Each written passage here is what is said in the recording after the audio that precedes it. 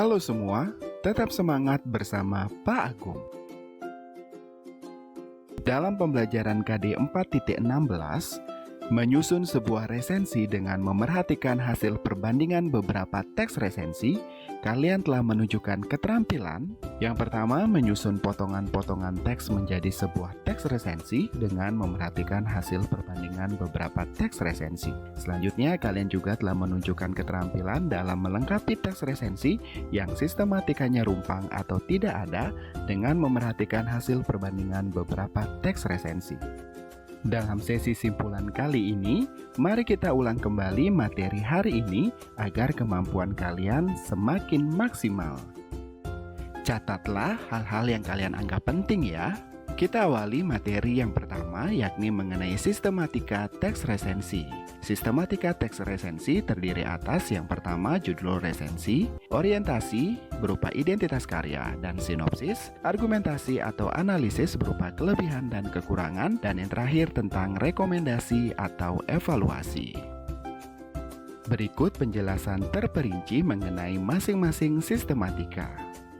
Yang pertama, judul resensi. Judul harus dibuat setelah keseluruhan isi teks resensi itu dibuat. Penulis harus membuat judul yang sesuai dengan keseluruhan isi teks. Judul yang menarik menjadi nilai tambah tersendiri untuk sebuah teks resensi. Dan perlu diingat kembali, aturan penulisan judul harus disesuaikan dengan ejaan yang benar. Judul dituliskan dengan diawali huruf kapital, kecuali kata hubung dan kata depan. Sebagai contoh, judul Perjuangan Ayah dari Sudut Pandang Andrea Hirata, kata dari harus ditulis huruf kecil karena merupakan kata depan.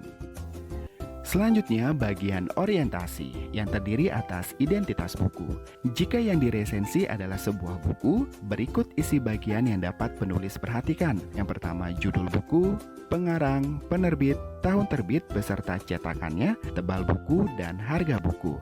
Yang kedua adalah sinopsis. Dalam Kamus Besar Bahasa Indonesia, sinopsis adalah ringkasan karangan yang biasanya diterbitkan bersama dengan karangan asli yang menjadi dasar sinopsis. Dengan demikian, seorang peresensi menceritakan kembali secara singkat isi buku tersebut.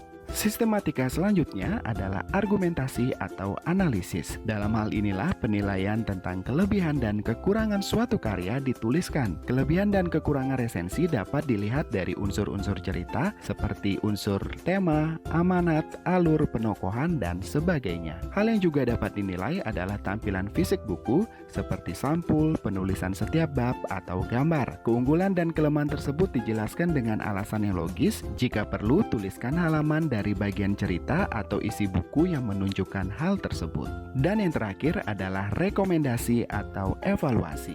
Pada bagian ini, peresensi memberikan pendapat pribadinya yang berisi alasan berupa mengapa buku tersebut ditulis, kepada siapa buku tersebut ditujukan, dan simpulan yang berisikan kalimat penutup, saran, atau ajakan untuk turut menikmati karya tersebut. Demikian materi pelajaran untuk hari ini. Terima kasih.